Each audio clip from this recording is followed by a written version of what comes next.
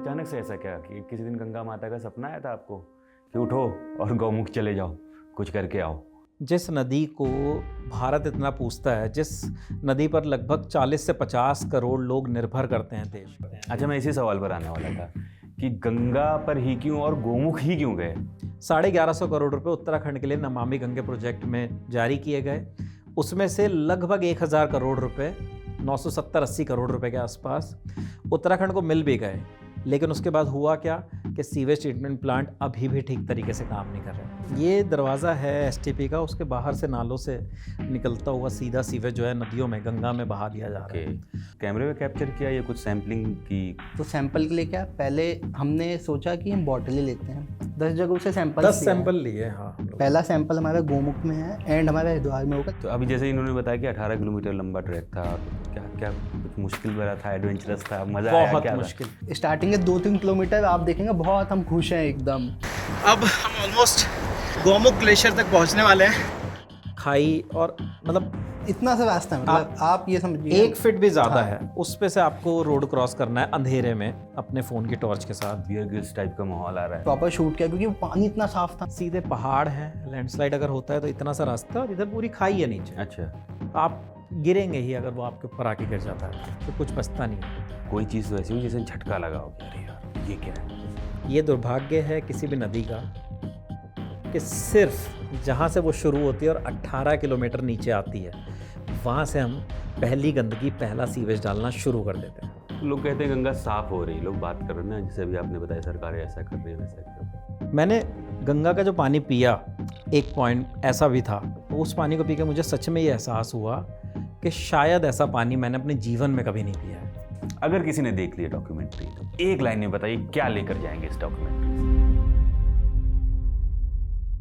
24 जुलाई को आप लोग जिंगाबाद जरूर देखिएगा। सिर्फ 24 नहीं, 25, 26, 27, 28, 29, 30, जब तक मन करे तब तक देखिए। ये 24 को जरूर देखिएगा, 25 को भी देख लीजिएगा, कोई दिक्कत नहीं, क्योंकि कुछ खास आने वाला है हमारे यहाँ। और विपिन जी हमारे साथ हैं और हनी हैं, और वो खास यही दोनों लोग लेकर के आए हैं, और बहुत खास है, सच में बहुत खास है, क्योंकि ज़रूरत है, वो ज़िंदगी है हमारी जिसकी मैं बात करने जा रहा हूँ। विपिन जी, अब सवाल आपसे शुरू ही कर देता हूँ कि 13 साल हो गए आपको पत्रकारिता में। आपने कितने आंदोलन कवर किए, मैंने खुद देखे, आपकी रिपोर्ट्स देखी, आपने दंगे कवर किए, आपने इलेक्शन किया। अचानक से ऐसा क्या कि किसी दिन गंगा माता का सपना आया था आपको कि उठो और गौमुख चले जाओ, कुछ करके आओ, कोई डॉक्यूमेंट्री बनाओ? डॉक्यूमेंट्री बना रहे हैं? जी सर्वजीत, एक डॉक्यूमेंट्री हम लोग जिंगाबाद के लिए बनाने की कोशिश कर रहे हैं। अभी सीख रहे हैं कि कैसे नए तरीके से खबरों को, कैसे नए तरीके से मुद्दों को लोगों तक पहुंचाया जाए। और इसके पीछे सिर्फ मैं और हनी नहीं है, हमारे एक और साथी हैं अश्विनी, जो अभी ग्राउंड पर हैं। जब सीजेपी का प्रोटेस्ट चल रहा है, हाँ, वो लगातार ग्राउंड से कवरेज कर रहे हैं। और भी हमारे साथी हैं, और कैमरे के पीछे हम तीनों के अलावा भी और बहुत सारे लोग हैं जो जिनकी मदद के बिना ये पूरा नहीं हो सकता था। चाहे वो पंकज हों, चाहे दिनेश पवार हों उत्तरकाशी के, चाहे वो मलिका भनोट हों, चाहे वो स्वामी सरस्वती हों जो हरिद्वार मातृ सदन से हैं। तो ऐसे बहुत सारे लोग हैं जिन्होंने इसमें हमें हमारी मदद की। डॉक्टर फयाज़ खुद सर, तो ऐसे बहुत सारे लोग हैं जिन्होंने इस वीडियो के लिए मदद की। अब मैं आपके सवाल पे एक बार आ जाता हूँ कि 13 साल हो गए काम करते हुए, तो कोई भी पत्रकार ऐसा नहीं होता कि पहले दिन से उसे सीधा माइक लेकर या कैमरा लेकर ये मौका दे दिया जाता है कि आप सीधे ग्राउंड पर उतरिए और जाके आपको जो करना है वो करिए। एक लंबी यात्रा होती है जिसमें आपको बहुत कुछ न्यूज़ रूम के अंदर भी सीखना होता है, फिर बाहर जाके भी करना होता है। तो अच्छा खासा समय मैंने न्यूज़ रूम में भी बिताया, लोगों को देख के सीखा समझा, और फिर हम लोग निकले बाहर। इस स्टोरी को करने की ज़रूरत मुझे इसलिए महसूस हुई क्योंकि कुछ महीने पहले, लगभग 3 या 4 महीने पहले, मैंने एक रिपोर्ट देखी सीएजी की, जिसके आसपास मैंने बहुत सारे आर्टिकल्स देखे। तो उस रिपोर्ट को देख के मेरे अंदर ये जिज्ञासा जागी कि यार, जिस नदी को भारत इतना पूजता है, जिस नदी पर लगभग 40 से 50 करोड़ लोग निर्भर करते हैं। अच्छा, मैं इसी सवाल पर आने वाला था कि गंगा पर ही क्यों और गौमुख ही क्यों गए, और आप जवाब दे भी रहे हैं उसका। हाँ, बेसिकली गंगा पर इसलिए कि वो जो रिपोर्ट थी सीएजी की, उसमें ये मेंशन था कि हम इतने बड़े प्रोजेक्ट चलाते हैं, Namami Gange projects, clean Ganga movement, उसके लिए हम इतने काम करते हैं नदियों के लिए। लेकिन जब वो मूवमेंट्स, वो प्रोजेक्ट सिर्फ कागज़ों पर नज़र आते हैं, तो फिर सच में ज़रूरत होती है एक पत्रकार के तौर पर, एक संस्थान के तौर पर, देश के चौथे स्तंभ के तौर पर, कि आप ग्राउंड पर जाइए, हकीकत लोगों को दिखाइए। तो जिंगाबाद की वही कोशिश है इस रिपोर्ट में कि हम वो सच दिखाएं जो कागज़ों से अलग है। देखिए, सच दिखाने के कई तरीके होते हैं। एक कैमरा लेके चले गए आपने वहाँ पर शूट किया, लोगों को दिखा दिया। सिर्फ शूट किया या और भी कुछ किया है वहाँ पर आपने? बेसिकली डॉक्यूमेंट्री का पर्पस तो यही होता है कि वो डॉक्यूमेंटेशन उसमें हो, हम लोगों को ऑथेंटिक तरीके से उन चीज़ों को दिखा पाएँ। ग्राउंड रिपोर्ट्स में कई बार ऐसा होता है कि आपके पास समय की कुछ पाबंदी होती है, लेकिन डॉक्यूमेंट्री में आपको एक ये मौका मिलता है कि आप जाएं और देखें। तो मैं पहले एक बार रिपोर्ट पे ही लौट जाता हूँ सरबजीत, कि वो जो CAG की रिपोर्ट थी ना, वो हम लोगों के लिए, मेरे लिए ख़ास तौर पे आँख खोलने वाली थी। जब मैंने हनी से उस टॉपिक को डिस्कस किया तो हम लोगों ने वही बात की कि यार ये तो फिर बड़ा मुद्दा है, क्योंकि अगर एक तरीके से देखा जाए कि आपके पास 37 STPs 2023 STP के संदर्भ में, STP मतलब सीवेज ट्रीटमेंट प्लांट्स होते हैं, जो हर सभ्य शहर, हर सभ्य नगर में सरकारें बनाती हैं। हालांकि कुछ लोगों का जो नदियों से जुड़े हैं, जो पर्यावरण से जुड़े हैं, वो कहते हैं, उनका ऐसा मानना है कि STP होने चाहिए, बट उसका जो पानी होना चाहिए वो नदियों में नहीं जाना चाहिए। STP बेसिकली यही होता है कि हम शहरों में रहते हैं और अगर कोई आदमी देख भी रहा है तो वे समझे कि हमारे घरों से हम नहाते हैं, टॉयलेट बाथरूम का यूज़ करते हैं, कपड़े धोते हैं, कितना सीवेज हम एक दिन में निकालते हैं अपने घरों से या ऑफिस से, सब जगहों से। तो वो सीवेज कहाँ जाता है? उस सीवेज का सरकारें क्या करती हैं? वो सीवेज जो है सीवर लाइन के थ्रू STP से कनेक्टेड होता है। ट्रीटमेंट प्लांट सरकारें लगाती हैं करोड़ों रुपए का खर्च करके। उनकी जिम्मेदारी ये होती है कि आपके मेरे घर का जो सीवेज है, जो मलमूत्र है, जो एक्स्ट्रा वेस्टेज है, वो उन्हें ट्रीट करें और फिर उस पानी को उन्हें कहीं डंप करना होता है। अब डंप करने का सोर्स क्या है? हमारे पास है नदियाँ, उन्हें डंप किया जाता है नदियों में। तो वो ट्रीटेड होना चाहिए, उसके लिए पैमाने हैं सेंट्रल पॉल्यूशन कंट्रोल बोर्ड के भाई आप इस लेवल पे उस पानी को साफ़ करिए फिर वहाँ डालिए। लेकिन रिपोर्ट्स जो आती हैं, जो खुद सरकारी रिपोर्ट है CAG की, वो बताती है कि लगभग 1200 करोड़ रुपए, 1150 करोड़ रुपए उत्तराखंड के लिए नमामि गंगे प्रोजेक्ट में जारी किए गए। उसमें से लगभग 1000 करोड़ रुपए, 970-80 करोड़ रुपए के आसपास उत्तराखंड को मिल भी गए। लेकिन उसके बाद हुआ क्या कि सीवेज ट्रीटमेंट प्लांट अभी भी ठीक तरीके से काम नहीं कर रहे हैं, अभी भी वो अपग्रेड के लिए तरस रहे हैं, अभी भी उनको ऑर्डर्स जारी हुए हैं NABL एक्रेडिटेड लैब बनाने के, ठीक तरीके वो से तक काम नहीं बन पाए हैं। और ठीक तरीके से काम करने से क्या मतलब कि वो पुराने तरीके से ही काम कर रहे हैं, इसलिए ठीक तरीके से काम नहीं कर रहे हैं, ये वो चल ही नहीं रहे। देखिए, कुछ तो ऐसे हैं जो हम जब ग्राउंड पे थे तो हमने देखा तो वो उसको बाईपास करके निकल रहे हैं, मतलब वो वहाँ पे उनका कोई यूज़ ही नहीं हो पा रहा है। अच्छा, वहाँ तक पानी जा ही नहीं रहा है गंदा, वो बाईपास करके बाहर सीधे फिर नदियों में डाल दिया ये जा रहा है। दरवाज़ा है STP का, उसके बाहर से नालों से निकलता हुआ सीधा सीवेज जो है नदियों में, गंगा में बहा दिया जा रहा है। और कई ऐसे हैं जो कितने ही दिनों से बंद पड़े हैं। हमने तो एक STP के अंदर तो हमने ये कैप्चर किया कि वहाँ पर इंजीनियर्स थे जो उसे ठीक कर रहे थे, और जब हमने उनसे पूछा कैमरे पर, ये आपको हमारी डॉक्यूमेंट्री में ही नज़र आएगा, कि आप कब से काम कर रहे हैं, तो उन्होंने कहा 1 हफ्ते से हम काम कर रहे हैं और उससे पहले हमारे पास शिकायत आई थी। तो आप अंदाज़ा लगाइए कितने दिनों से वो ख़राब होगा। ये तो वो है जो ऑन कैमरा हम समझ पा रहे हैं, उससे भी कब से वो ख़राब होगी STP, वो अपग्रेड नहीं है, कोई नहीं, STP के अंदर कोई नहीं बैठा हुआ है। मतलब घंटों, हफ्तों, महीनों या शायद सालों से हर नदी में जहर घोला जा रहा है। हर पल मतलब आप बताइए नदियाँ कब रुकती हैं? नदियाँ रुक जाएंगी तो हम लोगों की सभ्यता रुक जाएगी। हाँ, शायद हम ही नहीं होंगे फिर। तो हर पल नदी बहती है, हर पल उसमें सीवेज डंप किया जाता है। तो आप वहाँ गए तो मतलब सिर्फ कैमरे में कैप्चर किया या कुछ सैम्पलिंग की, कुछ दिखाया, कुछ लगा आपको कि यहाँ से सैंपल लेने चाहिए, टेस्टिंग करनी चाहिए कुछ? इसको लेकर तो हनी बताएंगे कि मतलब ना, जब हम यहाँ से निकल भी रहे थे तो इसका आइडिया था कि हमें कुछ बॉटल्स लेकर निकलना चाहिए।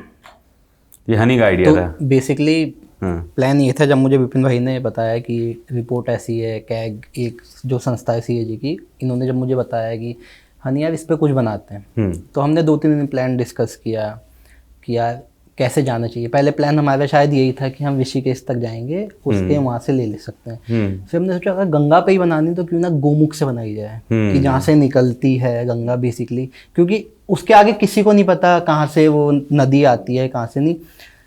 फिर यहाँ पे एक प्लान, वो चैलेंज आया बेसिकली आपने इसलिए किया कि आप कंपेयर कर पाएंगे कि फिर यहाँ पे एक शहर के पास पानी कितना गंदा है और उसके पहले पानी बेसिकली ना हम लोग ये भी सोच रहे थे कि क्या गंगोत्री से किया जाए, गौमुख कितना टफ होगा चैलेंज, लेकिन फिर हमारे एडिटर से जब हमें वो उस चीज़ के लिए मोटिवेशन मिला ना, गंगोत्री कहा और हमने जाकर जब दोनों ने डिस्कस किया, हमने कहा सर गौमुख से करना चाहते हैं। वहाँ का चैलेंज ये था कि गंगोत्री तक आप गाड़ी से जा सकते हैं, उसके बाद आपको जो 18 किलोमीटर का ट्रैक होता है वो आपको रास्ता भी नहीं है वहाँ पे एक टाइम 18 किलोमीटर सीधा सीधा या पहाड़ों में नहीं चढ़ना है? मतलब पहाड़ों पे रास्ता ही नहीं है। एक होता है कि पहाड़ों पे रास्ता होता है, वहाँ पे है ही नहीं, आप चट्टानों पे चल रहे हैं, आप नदी के बीच में से निकले हुए हैं। तो वो चैलेंज था, वो हमने सोचा कि हम चलेंगे। मैं था, विपिन भाई थे, अश्विनी भाई थे जो हमारे DOP हैं। हम गए, हमने वो चीज़ें बनाई। इससे पहले हमारे प्लान आया कि अगर हम इस पे जाएंगे तो आज सैंपल लेते हैं हम। तो सैंपल के लिए क्या, पहले हमने सोचा कि हम बॉटलें लेते हैं, लेकिन उसमें दिक्कत ये है कि आपका बहुत जगह का ऐसा है जो नदी का पानी ख़राब हो जाता है अगर आप 10-15 दिन भी रख लेते हैं तो। उसके लिए हमने सोचा कि आइस बॉक्स लेते हैं, उसको लेके चलेंगे।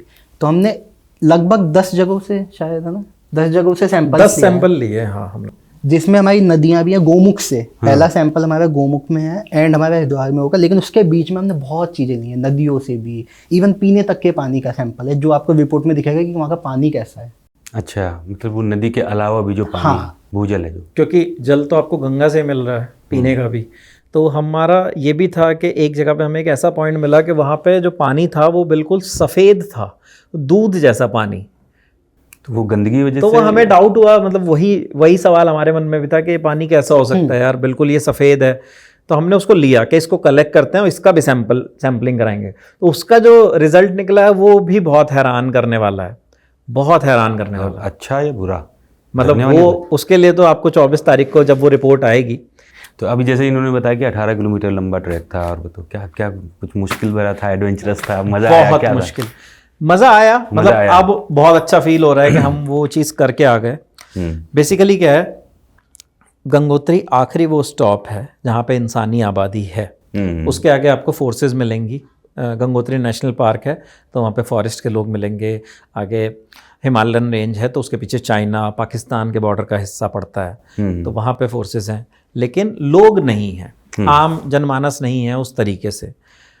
तो जब गोमुख जो है वो स्नाउट है गंगोत्री ग्लेशियर का, स्नाउट मीन्स उसका मुख या उसका वो आखिरी, वो जहाँ से नदी बनना शुरू होती है, पीछे पूरा ग्लेशियर है। तो उस ग्लेशियर से वो नदी आ रही है। और जितनी मैंने रिपोर्ट्स अब तक देखी, चाहे वो डाउन टू अर्थ की हो, BBC की हो, या और भी ऑथेंटिक जगह हैं जो साइंटिफिकल तरीके से जांच की गई, उसमें ये बताया गया कि साल दर साल जो ग्लेशियर है वो पिघल के पीछे जाता जा रहा है। तो उसे आप ऐसे खुली आंखों से ऐसे वो नहीं कर सकते, लेकिन हाँ, शायद मैं आज गया हूँ और अगर मैं आने वाले 30 साल बाद मैं जाकर उस जगह को देखूँ समझूँ, तो शायद मुझे कुछ समझ आए कि हमने जो स्थिति देखी थी वो आज क्या है। अच्छा। लेकिन वो ग्लेशियर लगातार पीछे हो रहा है क्लाइमेट चेंज की वजह से, और भी कई कारण हैं उसके पीछे। तो वहाँ से हम लोगों ने जब सैंपल लिया तो प्रॉपर वहाँ बर्फ़ पानी में आ रही थी, और रास्ते में कई मोमेंट्स ऐसे थे, ठंड भी थी जब हमें लग रहा था, ठंड आप समझ लीजिए वहाँ पे -3 था रात में -3 डिग्री पे चला गया तो था। आप वहाँ रुके, कहाँ पर रुके, कैसे क्या किया यार? इंटरेस्टिंग होता जा रहा है। बेसिकली सबसे मुश्किल क्या था उस टाइम पे, कैसे सांस लेने में प्रॉब्लम हुई होगी मुझे लग रहा है। बेसिकली क्या है, मैंने पहाड़ों पे मैंने 2-3 ट्रैक किए हुए हैं पहले, विपिन भाई ने एक भी नहीं किया, अश्विनी भाई ने भी एक भी नहीं किया। ठीक है, अब क्या हुआ, हम चले स्टार्टिंग के 2-3 किलोमीटर आप देखेंगे बहुत हम खुश हैं एकदम, क्या कुछ बनाएंगे वो। और एक चीज़ थी, हमको बस ट्रैक नहीं करना था, हमको शूट भी था बीच में कि यार हमको कुछ दिख गया, हमें बैठना है वहाँ पर, शूट करना है, PTC लेनी है, वहाँ पे शॉट्स लेने हैं, तो हमें टाइम लगेगा, हमें पता था। तो क्या हुआ, हम चले 3 किलोमीटर चले, बहुत खुश थे, बहुत एकदम एनर्जेटिक है वो। उसके बाद विपिन भाई आते हैं। विपिन भाई 3 किलोमीटर भी नहीं चले होंगे, उसके बाद सांस फूल गई, कहते हैं अब कैसे पहुँचेंगे। अभी तो बहुत आगे जाना है। फिर थोड़ा आगे आगे चले, फिर मैंने कहा कोई नहीं आप आइए, मैं थोड़ा आगे चलता हूँ। सामान भी था आप लोग के साथ? तो सामान था हम पे, पूरी किट थी, 2 कैम थे हम पे, हमें शूट भी करना था, तो हमें मतलब ये भी नहीं था कि हम चलते चलते जाएं, हमें बीच में रुक गए थे हम कहीं, विपिन भाई को क्या बोलते। अब वहाँ पे क्या है, बीच में आप जब आप कुछ नदी वाला बता रहे थे कि नदी पार करना, गंगोत्री से गोमुख तक जाएंगे ना, तो वहाँ पे आपको 2 स्टॉप मिलेंगे, एक चीड़वासा एक भोजवासा। तो ऊपर कुछ खाने का नहीं है, ऊपर कुछ इवन ये समझिए कोई नेटवर्क नहीं है वहाँ पे। मतलब आपको नेटवर्क आपका 3 किलोमीटर आगे खत्म हो जाता है। खत्म हो जाएगा। गंगोत्री से जब आप 3 किलोमीटर आगे बढ़ते हैं तो आप नो नेटवर्क जोन में होते हैं, फिर सैटेलाइट फ़ोन से काम करते हैं आगे। तो उसी के भरोसे आप हैं, अगर वो वहाँ पे कोई है तो, वरना तो सबसे मुश्किल पल कौन था, कब लगा कि अरे यार अब तो दिक्कत हो जाएगी?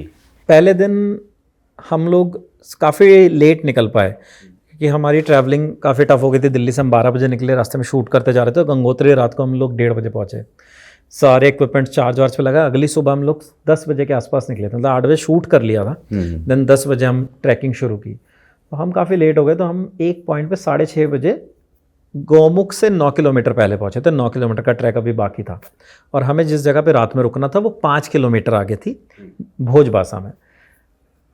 6:30 बज गए थे, अंधेरा हो गया था। तो हमें सब लोगों ने मना किया। एक दुकानदार था, उसने मना, एक ही शॉप थी बस, वो पूरे ट्रैक में एक ही दुकान है। उस दुकान उसने मना किया कि आप आगे मत जाइए, यहीं रुक जाइए, आगे का रास्ता बहुत टफ है। लेकिन हमारे सामने ये चैलेंज था कि हमें गौमुख का पानी जल्द से जल्द लेना है वहाँ से, और फिर वापसी नीचे आना है अपने शेड्यूल के हिसाब से। तो हम लोग बड़े आगे, और रास्ते में खाई, और मतलब इतना सा रास्ता है, मतलब आप ये समझिए 1 फीट भी ज़्यादा है उस पे से आपको रोड क्रॉस करना है अंधेरे में अपने फ़ोन की टॉर्च के साथ। बियर ग्रिल्स टाइप का माहौल आ रहा है, दूर दूर तक, मतलब आप ये समझ लीजिए पैर रख रहे हैं ना, तो पत्थर जो है वो नीचे जा रहे हैं, नीचे बड़ा खाई है। मुश्किल दौर है। यहाँ पर मुझे जिंदा रहने के लिए कुछ ना कुछ तो खाना होगा, इस टाइप का खाना भी नहीं था, कुछ भी नहीं खा सकते थे वहाँ पे हम। ये समझिए। तो वहाँ से जब हम लोग आगे बढ़े तो जैसे तैसे करके हम लोग रात में 6:30 बजे से चले थे, और 9:30 बजे हम लोग उस पॉइंट पे पहुँचे जहाँ हमें रात को स्टे करना था। वहाँ स्टे किया।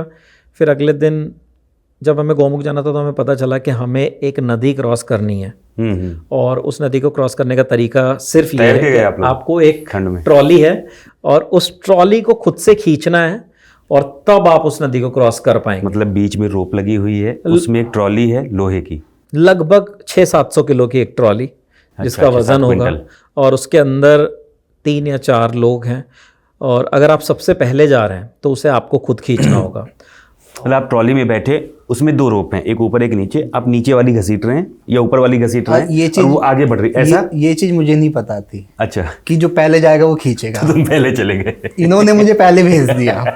ठीक है, आप सुनिए, इन्होंने पहले भेज दिया मुझे। अब बीच रास्ते तक तो चलेगा क्योंकि वो ढलान यूँ आती है, तो यूँ गए। बीच में हम नदी के ऊपर हैं, अब मैं वहाँ पे खींच रहा हूँ उसको, वहाँ तक पहुँच गया मैं जैसे भी। अब इनको भी खींचना है मुझे वहाँ से। अच्छा, मतलब खुद को खींचना है, फिर इनको भी खींचना है, क्योंकि उसके जो बाद पहले फिर गया help है मिलेगी जब अब 2-3 लोग बढ़ेंगे। हैं? तो सोचिए कितने दे जाए, और ये आ भी गए। अब एक बंदे को भी खींचना है। वीडियो में सीरियस लग रहे हैं नहीं असल में। एक बंदे को भी खींचना है, तो मैंने बोला विपिन भाई आप खींच लीजिए। मैं 3 बंदों को खींच लिया। कहते हैं हाँ पीछे ही हूँ। जब तक मैं रस्सी खींचूं, जो पीछे बस ये रस्सी जैसी ढीली हो पकड़ ले, पकड़ के छोड़ दे, फिर मैं खींचू। फिर आपको वीडियो में दिखेगा ये चीज इनका। भाई मतलब कहते नहीं है कि पहले आया भी मैं, फिर मैंने इनको भी लेके आया साथ में। तो ये सब चीजें थी, सोचिए वहां पे। ऐसा कुछ तो मिला होगा रास्ते में ना जो बड़ा मुश्किल लगा होगा, सबसे मुश्किल चीज़ है, कुछ तो हुआ होगा ऐसा। इंटरेस्टिंग तो लग रहा है। कुछ मुश्किल तो नहीं, मतलब मुझे तो नहीं लगा ऐसा, क्योंकि हम अचानक कुछ अजीब मिल गया हो। वो पैशन था ना कि जाना है। और जब आप चलते हैं तो एक टाइम बाद आप नदी के बहुत पास आ जाते हैं, और जब आप वहाँ पे आके जब बैठते हैं ना थोड़ी देर, आपको सुकून मिलता है। हमने वहाँ पे शूट किया, आपको सुकून मिला होगा? हमने प्रॉपर शूट किया, क्योंकि वो पानी इतना साफ था ना, उसमें आप देखेंगे कि नीचे पत्थर भी दिख रहे हैं, मतलब इतना साफ पानी कुछ था। ऐसा जिसकी उम्मीद नहीं थी और वो हो गया आप लोग के साथ वहाँ? गौमुख को लेकर उम्मीद तो थी, हमने काफ़ी चीज़ें पढ़ी भी थी कि वहाँ पे हमें ऐसी चीज़ें मिलेंगी, शायद पानी का सैंपल सबसे अच्छा होगा वहाँ पर। वहाँ से सैंपल कलेक्ट करना अपने आप में एक ऐसा अनुभव है जो शायद मतलब जीवन में एक ही बार वो मौका क्यूरियस हो रहा हूँ मैं, मुझे लग रहा है अभी बता दें आप, तो डॉक्यूमेंट्री का इंतज़ार करना पड़ेगा। नहीं, वो उसके लिए आपको करना ही होगा, लेकिन वो अपने आप में बहुत अलग तरीके का एक्सपीरियंस था। मेरे लिए जो इस पूरे वीडियो में या इस पूरी डॉक्यूमेंट्री में सबसे एक्साइटिंग या सबसे जिस मोमेंट पे मुझे ऐसा लगा कि ये चीज़ शायद हमारे कैमरे पे आना बहुत ज़रूरी है, वो मोमेंट था जब हम लोग उत्तरकाशी पहुँचे। मतलब उत्तरकाशी में हमने देखा कि किस तरीके से सीवेज जो है वो सीधा नदी में गिर रहा है। एसटीपी का सीवेज कैसे गिर रहा है, और उस एसटीपी प्लांट का टूर हम नदी का जो जोन होता है, जो राइपेरियन जोन जिसे कहते हैं, जहाँ पे पत्थर होते हैं नदी के बगल में, हम उस रास्ते से जा रहे हैं पीछे पीछे, उन पत्थरों पे चलते, रोड से नहीं जा रहे हैं। और वहाँ से पीछे पीछे जाते जाते हम एक पहाड़ी पे चढ़ रहे हैं और उस पे चढ़ के पिछले दरवाजे से एसटीपी के हम एसटीपी के अंदर घुसे और अंदर घुस के हम पूरा वो कैप्चर कर रहे हैं, देख रहे हैं कि उनकी कितनी मशीनें चल रही हैं, कितनी नहीं। मेरे साथ एक अच्छी चीज़ ये हुई कि इससे पहले मैंने यमुना वाली जो वीडियो की थी उसमें मुझे एसटीपी के प्लांट का सिस्टम समझ में आ गया था कि वो कैसे वर्क करता है और कैसे काम करता है। तो यहाँ पे मेरे लिए वो समझना आसान हो गया कि एसटीपी काम कर रही है कि नहीं, किस तरीके से वो ट्रीट कर रहे हैं। तो जो तो आपने जैसे बताया कैमरे पे लेना चाहते हैं आप, कोई जगह तो रही होगी जहाँ पर कैमरा पहुँचाना है मुश्किल है, उसका भी अपना वजन होता है, और जब आप चल के गए हो 18 किलोमीटर तो और ज़्यादा वजन होता है। बेसिकली हम ऋषिकेश में एक एसटीपी में घुसे थे ना, कैमरा वहाँ पहुँचाना भी मुश्किल था। और कैमरा ओवरऑल ना, मतलब अगर आप ये मानेंगे कि पूरे ट्रैक पे हमें ऐसे चैलेंजेस फेस करने पड़े, क्योंकि मतलब अगर ज़रूरत नहीं होती कैमरे की तो वो ले जाना है। देखिए, इंसानी सभ्यता, सरकारें, वो सबसे मतलब शार्प माइंडेड होते हैं। तो कभी भी आपको ना, आप ऋषिकेश हरिद्वार जाएंगे, लोग जाते हैं गंगा जल लेने के लिए, गंगोत्री धाम जाते हैं दर्शन करने के लिए, तो आपको हमेशा नदी का वो प्राकृतिक और सुंदर रूप नज़र आएगा। वो कभी आपको कभी भी नाले नज़र नहीं आएंगे गिरते हुए, जो हम डॉक्यूमेंट्रीज़ में या वीडियोज़ में या इन्वेस्टिगेटिव रिपोर्ट्स में देखते हैं कि वहाँ नाला गिर रहा है, वो आपको नज़र नहीं आएंगे कभी भी। आप मुझे कुछ बता रहे थे वहाँ पे कि कुछ भेड़ टाइप का कुछ होता है, कुछ जिसको पत्थर उत्तर गिरता है वहाँ से क्या? भरेल, भरेल, ब्लू शीप, वो गंगोत्री नेशनल पार्क में आपको मिलता है। और तो वो क्या मतलब चोटिल करता है लोगों को खुद से मार के, या फिर बेसिकली वो ऊपर उस पे पहाड़ों पे वो चहलकदमी करते हैं अपने भोजन के लिए, अपने एक्टिविटी के लिए, दिन भर वो एक जगह से दूसरी जगह जाते हैं। तो वो जब चलते हैं तो पहाड़ जो है ना, वहाँ पे पत्थर नुमा पहाड़ है, अच्छा, तो वो पत्थर गिरने लगते हैं उससे। तो हमारे साथ एक वहाँ पे एक गाइड भी थे जिन्होंने हमें ये बताया कि आपको इस एरिया में या इस जगह पे ज़्यादा देर नहीं रुकना चाहिए, यहाँ से दौड़ना शुरू हो गया होगा आप लोग का। तो बेसिकली हम शॉट ले हुए थे, हमने दिखे हमें कि हम शॉट ले हुए थे। तो हमारे साथ जो गाइड थे उन्होंने हमसे बोला कि यहाँ पे रुकिए मत, क्योंकि अब वो तो बहुत सारे हैं ऊपर, नीचे पत्थर आएंगे वो सीधा हम पे ही आएंगे वो, तो इसलिए फिर हम जल्दी शॉट लिया हमने, हम जल्दी भागे वहाँ से। बिल्कुल मिला के शांत जानवर है, लेकिन बस वो चलता है तो पत्थर गिरते हैं, वो तो पहाड़ों पे है। बिल्कुल। मतलब हम लोगों ने उस रास्ते पे एक चीज़ और जो मैं बताना चाहता हूँ, लैंडस्लाइड भी एक्सपीरियंस की। मतलब वो अपने आप में खतरनाक एक्सपीरियंस था। जब हम वापस आ रहे थे, अंधेरा हो चुका था हमें, तो गंगोत्री पहुँचने से लगभग 6 या 7 किलोमीटर पहले हम जिस रूट पे आ रहे हैं, पहाड़ है, हम चल रहे हैं, इधर नदी है और उस तरफ भी पहाड़ है। उन पहाड़ों में से एकदम से ऐसी विस्फोटक जैसी आवाज़ है जैसे कोई बम फूटा हो। हमने अपने गाइड से पूछा कि ये क्या हुआ, और कुछ दिख नहीं रहा है क्योंकि बिल्कुल शाम हो चुकी है, लगभग 7:30 पौने 8 का वक्त है। हमने पूछा ये क्या हुआ, तो उसने बताया कि लैंडस्लाइड हो रही है। अच्छा, और वो इतनी खतरनाक आवाज़ थी कि आपको उस आवाज़ से ऐसा महसूस होने लगेगा कि अगर लैंडस्लाइड इस तरफ से हो जाएगी तो आपके पास बचने का कोई विकल्प नहीं है, कोई ऑप्शन नहीं, कोई ऑप्शन नहीं है। पेड़ पौधे थे वो हमारे सामने, पेड़ पौधे इस तरीके से नहीं थे, सीधे पहाड़ हैं। लैंडस्लाइड अगर होता है तो इतना सा रास्ता है और इधर पूरी खाई है नीचे। अच्छा, तो आप गिरेंगे ही अगर वो आपके ऊपर आके गिर जाता है तो फिर कुछ बचता नहीं है। और वो आवाज़ इतनी खतरनाक थी कि उस इलाके में जिस तरीके से वो गूंजा जैसे किसी ने कोई गोला दाग दिया हो, और वो पानी में आके गिरा सीधा नीचे नदी में। ये सब आपकी आंखों के सामने ये सब हमारी आंखों के सामने। देखिए इतना रिस्की है, तो कभी किसी अधिकारी ने रोकने की कोशिश की या फिर ये जाने देते हैं, इजी होता है? अगर आप परमिशन लेके जा रहे हैं, आपके पास परमिट हैं, बिना परमिशन के आप नहीं जा सकते वहाँ। परमिशन होती है उसकी प्रॉपर, पर डे 150 लोगों को अलाउ करते हैं, जबकि 150 लोग जाते नहीं हैं। इस मौसम में तो हमें नज़र नहीं आए। उसमें आपके पास अगर इक्विपमेंट्स हैं कुछ रिकॉर्डिंग के, तो उसके लिए अलग से स्पेशल परमिशन लगती है, तो तब आप जा सकते। पूरा जो आपका ये टूर था जी, तो इसमें कोई चीज़ तो ऐसी हुई जैसे झटका लगा हो कि अरे यार ये क्या है, ऐसा कुछ? मतलब हम लोग पहली चीज़ तो उन रिपोर्ट्स के साथ तैयार थे जो हम पढ़ के गए थे कि सीवेज मिक्स हो रहा है, तो हम उस खोज में ही थे पूरी यात्रा में। गोमुख से लेकर गंगोत्री से लेकर और नीचे तक हर जगह हम उस खोज में थे कि हमें वो देखना है कि सरकारें जब सीवेज डालती हैं तो वो नदियों में किस तरीके से डालती हैं।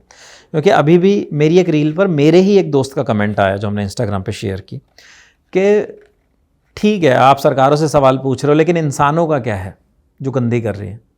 तो अभी ये डिफरेंस भी हम लोग नहीं समझ पा रहे हैं कि इंसानी तौर पर हम गंगा को या किसी भी नदी को कितना गंदा कर रहे हैं और सरकारें कितना कर रही हैं। और फिर जहाँ से निकलती है जहाँ तक जाती है वहाँ तक कहीं ये सीवेज वाला तो प्रॉब्लम है ही। फूल और इवन लोग खाते हैं वो भी वहीं पे फेंक देते हैं। घाट पे ही फेंक रखे हैं। मतलब बेसिकली सबसे बड़ा प्रॉब्लम प्लास्टिक है वहाँ पे, जो कपड़े प्लास्टिक छोड़ के चले है जाते या हैं। जो आपने खाया वो आपने डंप किया, ये सब चीज़ें उतना बड़ा मुद्दा नहीं है। ये बहुत छोटा इशू है गंगा किसी भी नदी के पॉल्यूशन के लिए। अच्छा। पॉल्यूशन की सबसे बड़ी समस्याएं दो हैं, पहला सीवेज और दूसरा इंडस्ट्रियल वेस्ट। अगर ये दो चीज़ें नदी में मिल रही हैं तो आप उसको सिंक्रनाइज नहीं कर सकते हैं। आप उसको फिर क्लीन करने में आपको बहुत कुछ करना होगा। जो पन्नी है, प्लास्टिक है, उसे आप साफ़ कर सकते हैं बहुत आसानी से। अच्छा, मतलब लेकिन अगर मैं इस बात को कंप्लीट कर दूं बस, इंसानी तौर पर हम जो गंदगी मिलाते हैं, हम घाटों पर जाते हैं, हम प्लास्टिक फेंक देते हैं, पन्नी फेंक देते हैं, कुछ खाया वो फेंक दिया, फूल पौधे फूल डाले, पत्ते डाले, वो सब करा, ये 5% गंदगी है गंगा की। अच्छा। सिर्फ 5% जो हमें नज़र आती है कि ये है, लेकिन जो जिम्मेदारी सरकारों की बनती है वो इसके लिए 90% जिम्मेदार है गंगा के गंदे होने के लिए। आप सरकार का काम है जो आप ये कह रहे हैं कि वो कर नहीं पा रही है ढंग से, और ये कोई और ऊपर से रुपया इतना सारा, मुझे लग रहा है हर बार मैं पढ़ता हूँ कितने हजार करोड़, कितने 100 करोड़ रुपए। सिर्फ उत्तराखंड को नमामि गंगे प्रोजेक्ट में 1000 करोड़ रुपए मिले। हाँ। जिसमें उन्हें अपने जो सीएजी की रिपोर्ट में मेंशन था, जिसमें उन्हें अपग्रेड करने थे प्लांट्स, जबकि अपग्रेड नहीं हो पाए। उनको सबको इस लायक बनाना था कि वहाँ से कोई भी सीवेज जो पैमानों से ऊपर हो वो ना जा पाए, वो नहीं हो पाए। तो और सिर्फ एक सरकार का दोष नहीं है, ये सालों से ऐसा ही हो रहा है। सरकारें बदलती हैं और हर बार ऐसा होता है। क्लीन गंगा, क्लीन यमुना, इन नदियों के नाम पर हम प्रोजेक्ट्स बनाते हैं। हाँ। ऐसे कितने प्रोजेक्ट्स हैं। 97 में मातृ सदन नाम की एक संस्था है जिन्होंने गंगा पर अपना काम शुरू किया। तो अब 97 में सोचिए, तब से वो काम चल रहा है। तब कोई एक सरकार नहीं थी, लेकिन जो पुरानी सरकारें थी या आज की सरकार हैं, सब ने कहीं ना कहीं गंगा को दूषित करने का काम बराबर जिम्मेदारी के साथ किया है। तो आपने बताया कि आप वहाँ गए, सुनने में तो मुझे इंटरेस्टिंग लग रहा है, देखने में खूबसूरत जगह थी। कोई ऐसी जगह, मतलब ये ऐसी जगहों में है क्या जहाँ पर हर इंडियन को एक बार तो जाना चाहिए, ऐसा कुछ? गोमुख तो जाना चाहिए। गोमुख मतलब है जगह, मतलब अगर वो आपको चल देखना पाए चाहिए आराम कि से। अगर आप हैं, मतलब इतना आपको कि गंगा कहाँ से निकलती है, एक होती है वो चीज़ें, तो देखनी चाहिए। आप ट्रैक भी बहुत अच्छा है, वो देखने लायक भी हैं वो चीज़ें। अच्छा, हिमाचल जाते हैं लोग, शिमला जाते हैं, मनाली जाते हैं, और कोई एक जगह चुनने के लिए कहा जाए यहाँ जरूर जाए, तो कौन सी जगह लग सकती है आपको? मतलब हमारे इस अगर टूर की बात करें तो गोमुख ही वो जगह है जहाँ पे एक बार ज़रूर जाना चाहिए हर इंसान को। मतलब मेरा ऐसा मानना है कि अगर गंगा नहीं है तो हम लोगों का अस्तित्व नहीं है। मुझे लग रहा है शायद 30, 35, 40, हम में से 50 करोड़ लोग 50 गंगा किनारे करोड़ ही लोग बसे होंगे। 50 करोड़ लोग कैसे गंगा पर निर्भर हैं। कितनी उसकी नहरें हैं, जो दिल्ली तक गंगा नहर का पानी आता है, जो गंगा से निकली हुई है। तो आप लोग पानी के क्राइसिस में ही अपना जीवन खत्म कर लेंगे। 2525 किलोमीटर का सफ़र तय करती है गंगा नदी। गोमुख से लेकर जब वो बंगाल की खाड़ी में मिलती है गंगा सागर में, 2525 किलोमीटर पूरे देश में वो बहती हुई जाती है। लेकिन ये दुर्भाग्य है किसी भी नदी का कि सिर्फ जहाँ से वो शुरू होती है और 18 किलोमीटर नीचे आती है, वहाँ से हम पहली गंदगी, पहला सीवेज डालना शुरू कर देते हैं। तो लोग कहते हैं गंगा साफ हो रही, लोग बात कर रहे हैं ना, जैसे अभी आपने बताया सरकारें ऐसा कर रही हैं, वैसा कर रही हैं। आपकी यात्रा में मतलब उसका उल्टा निकल के आया? बेसिकली हमें ऐसी जगह भी मिली, एक दो जगह जहाँ पे, क्योंकि विजुअल से आप देख सकते हैं कि कितनी गंदी है, बट हम जब वहाँ पे शॉट्स ले रहे हैं, जब हमें स्मेल, उसकी इतनी गंदी है, वहाँ पे आप खड़े नहीं हो सकते। सोचिए गंगा के जस्ट बगल में है वो। मतलब वो पाइप आपको दिखेगा नहीं, बट स्मेल आ गई, वो जो होती है आपकी नालियों की स्मेल है, या किसी गंदी मतलब कूड़ा जो गल जाता है उसकी स्मेल है, वैसी स्मेल आ रही है वहाँ से। तो मतलब आप सोच नहीं सकते वहाँ पे। तो आपने सब कुछ किया, किसी एक्सपर्ट वगैरह से बात करी उसके पहले, उसके बाद, उस दौरान, अभी तो शूट पे जो काम किया? देखिए, वो गंगा जो है वो इतना बड़ा टॉपिक है और एनवायरनमेंट का इतना बड़ा वो मुद्दा है कि वो हिमालय के पहाड़ों से निकलती है, गोमुख ग्लेशियर क्लाइमेट चेंज से कनेक्ट होता है, फिर वो गंगा नदी नीचे आती है, हम उसको पॉल्यूट कर रहे हैं। वो इतने बड़े इशू को आप किसी भी विशेषज्ञ के बिना पूरा नहीं कर सकते। तो बहुत सारे एक्सपर्ट्स से इसको लेकर हमारी बात हुई। हमने बहुत सारी रिपोर्ट्स भी देखी तो उससे भी समझ में आया। लेकिन एक चीज़ जो समझ में आई इस पूरी रिपोर्ट के दौरान वो यही है कि हमें जहाँ मौका मिलता है हम वहाँ उस नदी को गंदा करते हैं। जिन पर जिम्मेदारी है, जिनकी जवाबदेही है, वो अपने कामों को सही तरीके से पूरा नहीं कर रहे। सरकार ने नमामि गंगे प्रोजेक्ट बनाया, सरकार ने उस पर हज़ारों करोड़ रुपए के फंड्स एलोकेट किए। सरकार ने वो फंड्स जो हैं निचले स्तर पर अधिकारियों को, सरकारों को, STPs को, उन जो क्लीन मिशन चलाने वाली संस्थाएं उनको दिए। उन्होंने उन हज़ारों करोड़ का क्या किया? गंगा में जो प्रदूषण है यही एक बहुत बड़ा संकट है या इसके अलावा भी बहुत कुछ है? आपको लगता है कि क्लाइमेट चेंज हो रहा है, कई बार पानी कम हो जाता है, लगता है ना कि जब बहुत मुझे लग रहा है मई जून के आसपास जब बारिश नहीं हो रही होती है और ठंड के बाद का मौका आता है, गर्मी होती है, तो पानी भी कम हो जाता है गंगा में, यमुना में, इवन हर नदी में। देखिए, गंगा के पॉल्यूशन को आप सिर्फ सीवेज के पॉल्यूशन से कनेक्ट नहीं कर सकते हैं। अच्छा, ये सिर्फ सीवेज मिल रहा है तो वो गंगा ख़त्म कर रही है। लास्ट ईयर 5 अगस्त 2025 में उत्तराखंड के धराली में एक आपदा आई थी जिसमें लगभग 60 लोगों की मौत हुई थी, लगभग 80 लोग लापता हो गए थे, 90 के आसपास लोग घायल हुए थे, पूरा का पूरा गांव तबाह हो गया था। वो विजुअल्स बहुत ख़तरनाक थे। ऊपर से मलबे का सैलाब आया और वो उसमें पूरे गांव को बहा दिया। उन सब के पीछे बहुत सारे और रीजंस हैं, एक्सपर्ट्स ने और डिटेल में बताया। लेकिन मैं आपको अगर बताना चाहूँ तो क्लाइमेट चेंज के साथ साथ हम क्या है ना, विकास के नाम पर बिना कुछ सोचे, जैसे 4 धाम यात्रा का भी ये रूट पड़ता है जब आप गोमुख तक जाते हैं जहाँ से गंगा की यात्रा होती है। अब 4 धाम यात्रा पे जितनी कैपेसिटी उस जगह की है, आप उस जगह की कैपेसिटी को बढ़ाने की कोशिश कर रहे हैं। अगर एक गाड़ी में 5 लोग बैठ सकते हैं और आप कोशिश कर रहे हैं कि मैं इसमें 10 बिठा दूँ, तो वो इम्पॉसिबल है। और अगर आप करेंगे ज़बरदस्ती तो उसका कोई ना कोई नुकसान होगा। हम 4 धाम यात्रा के लिए लगातार पहाड़ों पर सड़कें चौड़ी कर रहे हैं, लगातार पेड़ काट रहे हैं, लगातार हम टूरिस्ट स्पॉट बनाने के लिए मैन मेड लेक्स बना रहे हैं, ह्यूमन मेड लेक्स, झील बना रहे हैं। उससे क्लाइमेट पे असर पड़ रहा है। जब क्लाइमेट चेंज होता है तो गंगोत्री ग्लेशियर और ज़्यादा पिघलेगा। अच्छा, कुछ तो मतलब ये जो ग्लेशियर पिघलने का है, जैसे मैं भी देखता हूँ कि जैसे ये दिल्ली में भी गाज़ियाबाद पहाड़ है शायद, कूड़े गाज़ीपुर, हाँ सॉरी, गाज़ीपुर पहाड़ में कूड़ा हमने डंप कर दिया, हमने डस्टबिन में कूड़ा डाला, कूड़ा लेकर के हमने कहीं पे, तो हमें लगता है कि हम साफ़ सफाई कर रहे हैं, लेकिन कूड़ा तो असल में कहीं ना कहीं जा ही रहा है ना, कूड़ा नहीं ख़त्म हो रहा, निस्तारण नहीं है उसका। तो सेम चीज़ गंगा के साथ भी हो रही है। मुझे एग्जैक्ट ईयर याद नहीं है, शायद 2022 में या 23 में प्रधानमंत्री मोदी ने सिंगल यूज़ प्लास्टिक बैन की थी। ऐसा कई बार होता रहा है। ऐसा स्टेटमेंट आती है। मैं वो स्टेटमेंट नहीं, वो बेसिकली एक ऑर्डर था। 2026 में हूँ, क्या सिंगल यूज़ प्लास्टिक आज भी जारी है या नहीं? फिर ऐसे कूड़े के पहाड़ बनते ही रहेंगे, इस तरीके की चीज़ें होती ही रहेंगी। हरिद्वार पे आप या किसी भी गंगा नदी के घाट पे आप प्लास्टिक नहीं बेच सकते हैं, लेकिन वहाँ पर जो लोग घाट पे जाते हैं, स्नान करते हैं, उनके लिए प्लास्टिक बिक्री होती है। प्लास्टिक की तमाम चीज़ें बिक्री होती हैं, सिंगल यूज़ प्लास्टिक। आप नदी के किनारे, ये ऑर्डर्स हैं कि नदी के किनारे आप कूड़े के पहाड़ नहीं बना सकते हैं। आपको ये हमारी वीडियो में नज़र आएगा कि किस तरीके से गंगा पहाड़, ये ऑर्डर्स हैं कि पहाड़ नहीं बनाए जा सकते, लेकिन पहाड़ बन रहे हैं। पहाड़ बन रहे हैं, नगर पालिका कूड़ा वहीं डंप कर रहा है।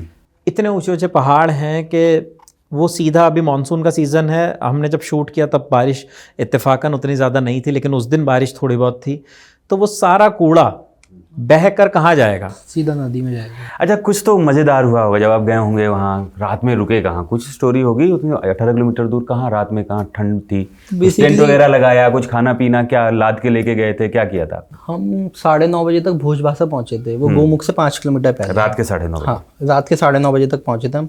मोबाइल की फ्लैश जलाते हुए हम उसी रास्ते से, जो इतना है जिसमें आप 2 पैर एक साथ नहीं रख सकते।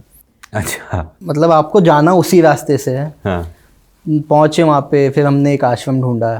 आश्रम है वहाँ? हाँ, वही एक ही जगह है वहाँ पे, स्टॉप है रुकने एक ही के स्टॉप है लिए। रुकने अगर आप गोमुख जा रहे हैं तो रास्ते में भोजबासा आपको रुकना ही पड़ेगा। अच्छा, एक दिन में आप नहीं पहुंच पाएंगे। अगर पहुंच भी जाएंगे एक दिन में गोमुख, वहाँ तो पे stay गोमुख में रुकने का कोई स्टे नहीं है, तो stay आपको नहीं है। वापस भी आना है 5 किलोमीटर, तो इसलिए सब लोग भोजबासा रुकते हैं। फिर हमने वहाँ पे स्टे ढूंढा। रात के 9:30 बज चुके थे, सब मतलब सो ही जाते हैं ऑलमोस्ट। वो भूख भी लगी थी क्योंकि कुछ नहीं खाया सुबह से, कुछ नहीं मिलता वहाँ पे। खाना वगैरह मिला वहाँ आप लोग को? वहाँ तो इत्तेफाकन मिल गया। मिल गया वहाँ हम लोगों की किस्मत अच्छी थी कि हम लोगों ने जाके उनको जगाया था रात में, जब वो पूरा आश्रम बंद हो गया था, क्योंकि 9:30 पौने 10 बजे तक कोई आता नहीं है। मोस्टली लोग जिनको भोजबासा में स्टे करना होता है वो 6 साढ़े 6 अंधेरा होते होते पहुंच जाते हैं। हम अंधेरा जब हो गया था तब हम लोग उससे 5 किलोमीटर पीछे थे, और 5 किलोमीटर पहुंचने में हमें 3-3.5 घंटे लगे लगभग। तो वो 3.5 घंटे हम अंधेरे में ही पार कर रहे थे। फिर हमने उनको जगाया, तो वो काफ़ी हेल्पफुल लोग थे। तो वहाँ बर्फ़ वगैरह भी जमी हुई थी या फिर मतलब ठंडा ही से माहौल था, बर्फ़ दूर से दिख रही थी? बर्फ हमें दूर से नज़र आ रही थी। गोमुख पहुँचे ठीक तो है, ये बस पानी में दिख रही थी जाते हुए। गोमुख पहुँचे तो हमें ये था कि जैसे अगर कोई भी आदमी गोमुख जाएगा या गंगोत्री ग्लेशियर के पास आप पहुँच रहे हो तो आपको लगेगा कि आपको वैसा ही ग्लेशियर नज़र आएगा जैसा हम फिल्मों में। अच्छा, एक चीज़ और है कि वहाँ पे आपने बताया बरेल जानवर, और भी कोई जानवर है जो खतरनाक हो सकता है? जो नहीं, वहाँ पे मोस्टली यही जानवर हमें देखने को मिला, और कोई जानवर पूरे रास्ते में नहीं मिला। और कोई जानवर नहीं था। मतलब उन्होंने जो नेशनल पार्क वालों ने उन्होंने लगा रखा है बोर्ड कि यहाँ पे ये एनिमल मिलेंगे आपको। सांप भी हैं उसमें इंक्लूडिंग, बट हमें नहीं दिखा। हमें रास्ते में जाते हुए सांप दिखा था बस। इस डॉक्यूमेंट्री को देखने वाले लोग, क्योंकि दिक्कत क्या है, रील का ज़माना है, लोग नहीं देखते हैं ना, सीरियस मुद्दों पर और भी नहीं देखते हैं। 1 मिनट में लोग बोर हो जाते हैं। अगर किसी ने देख लिया डॉक्यूमेंट्री तो एक लाइन में बताइए क्या लेकर जाएंगे इस डॉक्यूमेंट्री से? बेसिकली मैं ये चाहता हूँ कि इस वीडियो को देखकर और कुछ हो ना हो, लोगों में एक ये जागरूकता फैले। अगर सरकारें देखती हैं तो बहुत अच्छा, और उनको इससे एक कुछ करने का मौका मिले कि उनको ये समझ में आए कि किस लेवल पे हमसे चूक हो रही है, उसमें सुधार हो, तो वो गंगा नदी के लिए बहुत काम होगा। लेकिन अगर आम लोग इसको देख रहे हैं और वो कुछ देख के जा रहे हैं तो उनको एटलीस्ट ये चीज़ समझ में आए कि असल में गंगा में पॉल्यूशन है, पॉल्यूशन मिलाया जा रहा है। जैसे हम लोग खुद से पॉल्यूटेड नहीं हो रहे, क्लाइमेट उसे पॉल्यूटेड नहीं कर रहा है, हम कर रहे हैं। कोई नदी खुद से पॉल्यूट नहीं होती। आप नदी को मौका देंगे तो वो खुद को ठीक भी कर लेती है, लेकिन हम तो दोहन पे लगे हुए हैं गंगा नदी तो बेसिकली आप जागरूकता की बात कर रहे हैं। हाँ, मतलब लोगों को ये समझ आए, क्योंकि जैसे हम सब लोगों के पूर्वज या हमारे घरों में भी अब भी ये बात कही जाती है कि गंगा जल जो है बहुत पवित्र होता है, बहुत शुद्ध होता है, कभी बोलते भी हैं कि उसमें कीड़े नहीं पड़ते, कभी खराब नहीं होता। हाँ। तो उसका जो रीज़न है वो ये है कि गंगा जल में जो साइंटिफिकली लोग बताते हैं कि उसमें बैक्टीरियोफाज नाम का एक बैक्टीरिया होता है। अच्छा। जब वो पहाड़ों से बर्फ़ से पानी आता है तो उसमें बैक्टीरियोफाज होता है। बैक्टीरियोफाज क्या करता है कि उसमें ख़राब बैक्टीरियाज जो होते हैं नदी के, उनको मारता है। इस वजह से गंगा का जो पानी है कभी दूषित नहीं होता। मतलब जब अंग्रेज़ भारत में आए तो वो गंगा जल लेकर इंग्लैंड जाया करते थे, क्योंकि वो जब थेम्स का पानी लेकर आए तो वो कुछ ही टाइम में ख़राब हो गया, लेकिन गंगा जल उनके पूरे ट्रिप पे काम आता था। अच्छा। वो ख़राब नहीं होता था, वो सड़ता नहीं था। एक्सपर्ट्स ने भी हमें ये चीज़ बताई। एक आदमी के घर में 30 साल पुराना गंगा जल था और वो ख़राब नहीं था। रिवर साइंटिस्ट ये बात बोल रहे हैं। अच्छा। उन्होंने 30 साल बाद उस जल को चेक मतलब ये मिथ नहीं, वो खराब नहीं था, क्योंकि उसमें बैक्टीरियोफाज है। लेकिन अगर आप नदी का नेचुरल फ्लो रोकते हैं, जो कि डैम में हो जाता है, जो डैम में होता है, हाँ। आप अगर उसमें सीवेज मिक्स करते हैं, हाँ। तो फिर वो चीज़ खत्म हो जाती है। तो हम अगर ये सोचते हैं कि हमें हरिद्वार में, ऋषिकेश में या इवन गंगोत्री में भी साफ गंगा जल मिल रहा है, तो वो इस रिपोर्ट में आपको पता चलेगा कि उसका सच क्या है। अच्छा। तो इतनी डरावनी बात है, मैं सुन रहा हूँ आप लोगों से। आप दोनों को कभी एक बार तो ऐसा हुआ होगा, आप लोग शायद हफ्ते 10 दिन का आपने टाइम दिया इसको कि पूरे टूर को, कितना टाइम दिया आपने? हम लोग 7 दिन ग्राउंड पे अच्छा, थे। एक बार तो ऐसा हुआ होगा आप लोगों को कि बहुत तेज गुस्सा आया होगा, यार यार क्या? हमने मतलब ऐसा आप कुछ? समझिए हमने 7-8 दिन हमने शूट किया है। ऑलमोस्ट दिन में हमने 15 से 16 घंटे शूट किया है। तो कभी ऐसा लगा कि इस पॉइंट पे आके अब गुस्सा आ गया किसी चीज़ पर, जो चीज़ें दिखी ऐसा कुछ? गुस्सा देखकर तो हमें बहुत पॉइंट्स पर आया, क्योंकि मतलब हमें ऐसे ऐसे पॉइंट्स मिले जो शायद नहीं मिलने चाहिए थे गंगा यात्रा के दौरान। पहली बार मतलब ये ऐसा हुआ होगा कि मैंने ना किसी नदी का पानी बचपन में पिया हो तो मुझे याद नहीं है, लेकिन शायद बचपन में भी नहीं पिया, क्योंकि यमुना नदी है, लेकिन दिल्ली में यमुना नदी का जो हाल है वो इस तरीके का है कि आप उसके पास नहीं जाते हैं। लेकिन मैंने गंगा का जो पानी पिया, एक पॉइंट ऐसा भी था, तो उस पानी को पी के मुझे सच में ये एहसास हुआ कि शायद ऐसा पानी मैंने अपने जीवन में कभी नहीं पिया है। चाहे वो कितना फिल्टर्ड हो, कितना Bisleri, black water, white water, कोई भी मिनरल वाटर, किसी भी तरीके का पानी, मैंने ऐसा पानी नहीं पिया जो पानी मैंने वहाँ पिया। सेम आपको महसूस हुआ या आपको भी महसूस हुआ ये बात? हम सबको ये महसूस कि हुआ। हमने सिंपल बॉटल नदी में भर के पी है हमने वहाँ पे। अच्छा, अब दोनों लोगों से सिर्फ एक आखिरी सवाल है मेरा। एक शब्द में पूछा जाए आपसे कि गंगा कैसी है, तो आपका जवाब क्या होगा विपिन जी? गंगा सच में कैसी है, गंगा- एक शब्द में बताइए। गंगा बहुत बुरे हाल में है, और इसके लिए मतलब मुझे पर्सनली ऐसा लगता है कि अगर हम सच में गंगा को माँ कहते हैं तो हमारी सरकारें हों या हम आम लोग हों, हमें उस पर जागरूक होना पड़ेगा, हमें नदियों को बचाना पड़ेगा। वरना हम शायद आज हम गंगा पे बात कर रहे हैं, हम डॉक्यूमेंट्री बना रहे हैं, 5 पीढ़ियों के बाद या 6 पीढ़ियों के बाद शायद वो नदी हमें मिलेगी भी नहीं, और हम उस पर ये डॉक्यूमेंट्री बना रहे होंगे कि कोई नदी हुआ करती थी। क्योंकि आपका क्या कहना है इस पर? जिस तरीके से हम उसे ख़राब कर रहे हैं। 2 ही शब्दों में अगर मैं कहूँ तो सिंपल सी बात कि अगर आप गोमुख जाते हैं तो वो गंगा माँ है, अगर आप जैसे नीचे आएंगे वो गंगा मैली है। अच्छा, ये है इसका मेन। मतलब आप लोगों के पास एक शब्द नहीं है, ये मैटर इतना बड़ा है कि आप और एक वो शब्द मैटर में, वो इस चीज़ की क्या कहते हैं, क्या बोलते हैं इसको, इस चीज़ की गंभीरता को एक शब्द में नहीं बोला जा सर्वजीत, वो मैटर इतना बड़ा है कि इस रिपोर्ट में कई ऐसे पॉइंट्स हमने उठाए हैं, कई ऐसी जगहों पे हम गए हैं जहाँ पे लोग जाते हैं, वहाँ पे वो गंगा को पूजते हैं, वहाँ से गंगा जल लेकर अपने घर आते हैं, वहाँ पे स्नान करते हैं, वहाँ पे रिवर स्पोर्ट्स करते हैं, और दूर दूर तक लोगों की आस्था जिस नदी से जुड़ी हुई है, और उस आस्था पे हम ये दावे भी करते हैं कि हम उस नदी को साफ करने के प्रयास कर रहे हैं, और फिर ऐसी चीज़ें सामने आती हैं तो वो गुस्सा अपने आप में ही बहुत ख़राब। और I आपने hope एक चीज़ पूछी थी कि डॉक्यूमेंट्री से क्या लेके जाएंगे, तो बेसिकली डॉक्यूमेंट्री बनावटी नहीं है, इसमें सच्चाई दिखेगी आपको। इसमें जो हमने देखा वही दिखेगा इसमें। आई होप कि ये इसका असर पड़ेगा, लोग देखेंगे, भले कम लोग देखें, उसको ज़्यादा। देखेंगे, लोग उसको अगर फील कर पाएंगे ना तो उनको दिखेगी वो मैं तो चीज़। सिर्फ ये कह रहा हूँ कि अगर 5-10 लोग भी उस चीज़ को फील कर लेंगे तो कितने सारे लोगों को चेंज कर सकते हैं। तो इसलिए ज़रूरी भी है ऐसा डॉक्यूमेंटेशन। मतलब वही है ना, मीडिया में आप क्या सिर्फ एक खबर नहीं चला सकते ना, खबर चला करके ये हो गया वो हो गया। एक चीज़ ये भी है जो सच में खबर वाली चीज़ है, जिसका इतिहास हज़ारों या शायद लाखों साल पुराना या करोड़ों साल पुराना होगा, जिस नदी का, उसको हम मार रहे हैं मिलके।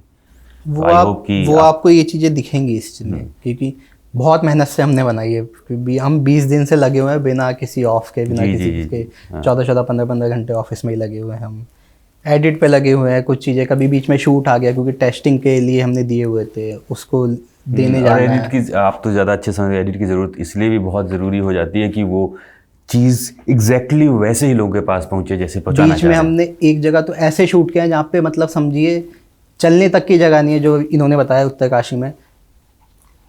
हम भाग रहे हैं ताकि रात ना हो जाए, क्योंकि शाम को 6-7 बजे का टाइम था, हमें वो शूट करना था उस दिन। कई ऐसे मोमेंट्स थे जहाँ पर हमारा शूट करना हमारी मजबूरी थी। तो मेरी कैमरा टीम आ रही है, वो क्योंकि एज अ कैमरा पर्सन आपको ग्राउंड पे कम से कम 4 और चीज़ें देखते हुए चलना पड़ता है। आपको उन सब चीज़ों के लिए तैयार रहना पड़ता है कि मुझे कब किस तरफ किस शॉट को लेना है, किधर पैन करना पड़ जाएगा, किसकी बाइट मेरे लिए इंपॉर्टेंट है, क्या शॉट इंपॉर्टेंट है। तो कई ऐसे मोमेंट्स थे जब ये अपनी दूसरी चीज़ें कर रहे थे, तो वहाँ पे मुझे भी अपना कैमरा निकालना पड़ गया कि ये शॉट हम मिस नहीं कर सकते किसी भी तरीके से, ये शॉट मिस ही नहीं हो सकता। अश्विनी भाई में भाग रहे हैं, मतलब इनको भी हमने बना दिया कैमरा पर्सन वहाँ पे कि आप लीजिए, क्योंकि हमारे साथ एक विशेषज्ञ थे, उनके साथ ही हम फील्ड पे गए थे उसमें। तो सोचिए अश्विनी शॉट ले रहे हैं, मैं इन दोनों को दिखा रहा हूँ, ये बिल्कुल ही विजुअल्स पे जा रहे हैं एकदम। तो ऐसी ऐसी चीज़ें हुई हैं बीच में। तो बेसिकली इंटरेस्टिंग होने वाली है आप लोग की डॉक्यूमेंट्री, और बधाई हो आप लोग को। और साथ साथ में एक आखिरी बात जो मैं कहना चाहता हूँ वो ये है कि शायद डिजिटल हिंदी मीडिया में अच्छा किसी भी और जगह पर गंगा की यात्रा, गंगा के पॉल्यूशन पर ऐसी पहल किसी ने नहीं की है जो जिंगाबाद ने की है। हम उस पॉइंट से जाकर लेकर आए हैं गंगा का पहला सैंपल, जहां पर एक दिन में 50 से ज़्यादा लोग नहीं पहुंच पाते। हमने ये इशू ऋषिकेश से उठाया था, लेकिन हमें ये समझ आया कि हमें इस वीडियो को अगर सच में हम नेचर के प्रति, सच में अगर हम देश के प्रति ईमानदार हैं, तो हमें उस स्तर पर जाकर इस वीडियो को करना होगा जहाँ पे हमें हमारे पैरों की चिंता नहीं करनी, जहाँ पे हमें अपने बाकी चीज़ों की चिंता नहीं करनी। तो इसीलिए हम सच में चाहते हैं कि इस वीडियो को आप देखिए और ज़रूर इसको शेयर कीजिए ताकि वो आवाज़ लोगों तक सुन ज़रूर रहे हैं आप पहुंचे। लोग, ज़रूर ज़रूर ज़रूर देखिए। मैं प्लीज़ नहीं बोलूँगा क्योंकि ये आपकी ज़रूरत भी है। देखिए।